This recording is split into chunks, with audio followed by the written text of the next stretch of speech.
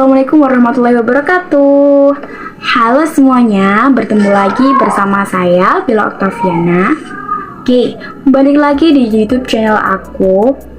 Sebelumnya aku ingetin buat kalian semuanya yang sedang nonton aku, jangan lupa kalian subscribe YouTube channel aku dan jangan lupa untuk pencet tombol loncengnya agar kalian selalu dapat notif dari YouTube channel aku dan gak sampai ketinggalan. Hari ini kita akan belajar tentang manajemen pemasaran syariah. Nah, kali ini topik kita sangat menarik sekali.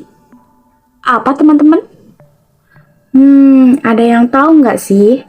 Syariah, etika, dan nilai Islam dalam pemasaran. Wah, sangat menarik sekali ya. Oke, langsung saja kita simak penjelasannya. Nah, poin yang pertama yang kita harus pelajari teman-teman, yang pertama adalah pengertian pemasaran syariah. Ada yang tahu nggak sih tentang pengertian pemasaran syariah?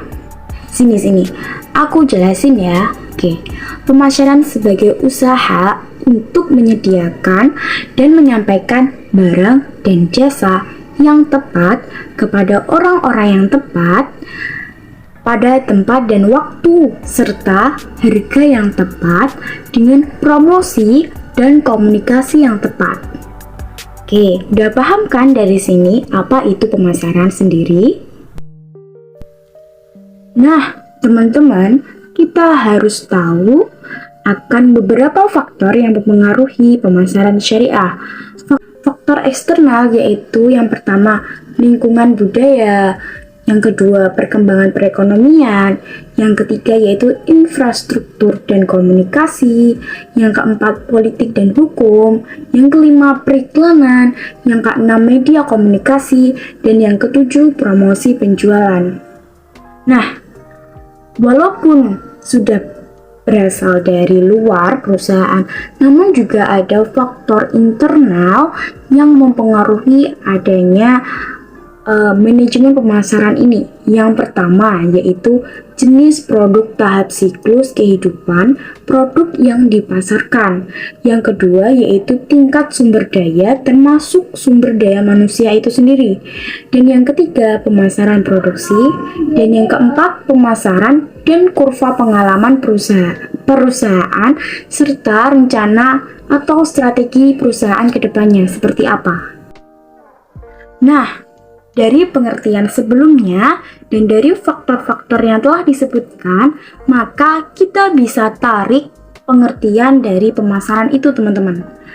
Jadi, pemasaran itu adalah suatu proses sosial yang di dalamnya terdapat individu dan kelompok yang mendapatkan apa yang mereka butuhkan dan apa yang mereka inginkan dengan cara menciptakan, menawarkan secara bebas, mempertukarkan produk ke pihak lain.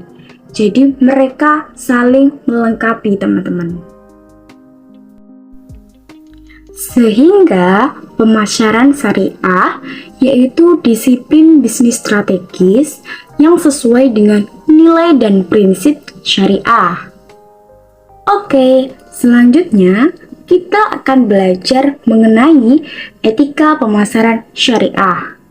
Oke teman-teman, apa aja sih etika pemasaran syariah itu? Oke, kita simak penjelasannya. Etika pemasaran syariah yang pertama yaitu berkata jujur dan bersikap jujur.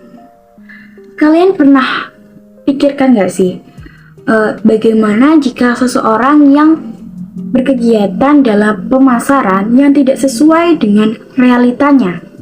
Pasti banyak kan pelanggan yang akan kecewa dan tidak akan percaya lagi terhadap kita sendiri jika kita memasarkan yang tidak sesuai dengan apa yang kita bicarakan. Oke, paham ya? Yang kedua yaitu menjaga perkataan atau lisan.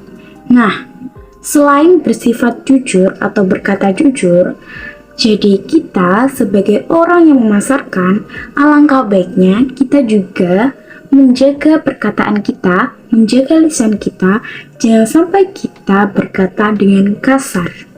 Yang ketiga yaitu adil.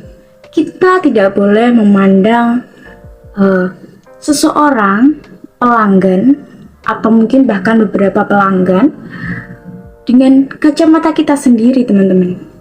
Ya, mungkin kita bisa melihat perilaku mereka, baik itu yang mungkin lebih baik atau lebih buruk ya. Tetapi kita harus tetap bersikap adil, teman-teman ya, paham? Selanjutnya adalah etika rendah hati. Jadi bagaimanapun kita dipuji, kita disanjung, alangkah baiknya kita tetap rendah hati dan jangan sombong ya teman-teman. Jangan sampai kita merasa kita yang paling tinggi ya. Dan yang selanjutnya adalah tawakal. Jadi setelah kita berusaha mati-matian untuk menarik pelanggan. Nah, kita sendiri sebagai seorang yang muslimah, alangkah baiknya kita berserah diri kepada Tuhan Yang Maha Esa, yaitu Allah Subhanahu wa Ta'ala. Selanjutnya adalah berkepribadian baik atau sidik. Kembali lagi ke poin yang pertama, yaitu sidik adalah jujur, benar dan jujur. Selanjutnya, menepati janji dan tidak curang. Jadi teman-teman, kalau kita sudah menjanjikan ke pelanggan kita 1 hari, 2 hari akan datang, maka kita juga harus menepati kapan barang atau produk tersebut sampai ke tangan konsumen. Jadi jangan sampai kita molor, dan jangan sampai barang itu yang kita janjikan akan bagus, baik, namun setelah datang itu cacat, rusak. Nah, jangan sampai kita seperti itu. Selanjutnya yaitu tidak suka berburuk sangka. Jadi kita sebagai pemasar yang baik, jangan sampai kita berpikir pesimis atau kita sudah mengalah terlebih dahulu. Kita harus menanamkan pikiran yang kita akan berhasil. Apapun yang kita lakukan, kita akan berhasil menarik pelanggan kita, menarik konsumen kita. Jadi jangan sampai kita sudah bilang kalau mungkin nanti nggak akan nih yang namanya laku.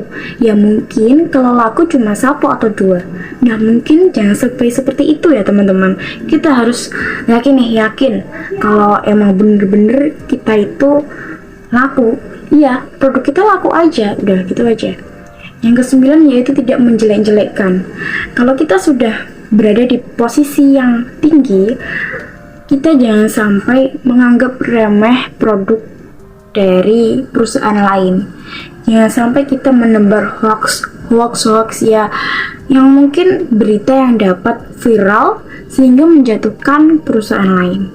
Yang ke-10 yaitu tidak melakukan suap. Nah ini teman-teman, yang paling penting itu kita tidak pernah melakukan suap.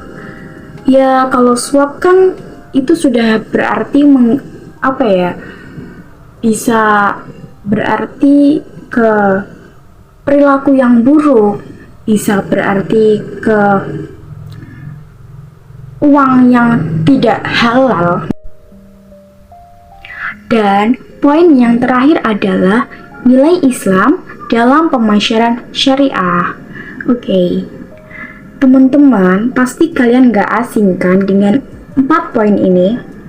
Nah, 4 poin ini tuh kita ambil dari kepribadian atau sikap-sikap yang dapat diteladani dari Rasulullah Shallallahu Alaihi Wasallam. Yang pertama yaitu balik lagi ya, 1. Sidik, yaitu benar dan jujur. Benar yang apa kita bicarakan dengan apa produk yang kita tawarkan. Jadi sesuai dengan realitanya. Yang kedua yaitu amanah, yaitu kita dapat dipeganglah omongannya, kita dapat dipercaya. Yang ketiga yaitu fatonah atau cerdas, kita bisa pintar memainkan kata-kata namun jangan sampai kita memintari orang. Nah, bagaimana pengertiannya? Kok bisa kita jangan sampai memintari orang? Ya kita sudah tahu kan kalau kita harus mempunyai skill yang bagus dalam public speaking. Cuman jangan sampai kita istilahnya, kita jangan sampai membodohkan orang. Ya, kita boleh cerdas tapi jangan sampai membodohkan orang.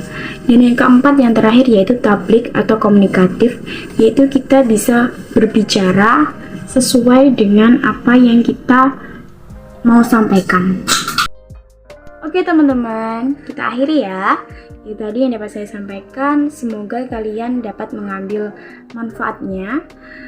Kurang lebihnya saya mohon maaf, dan jangan lupa kalian komen sebanyak-banyaknya dan juga like sebanyak-banyaknya di YouTube channel aku.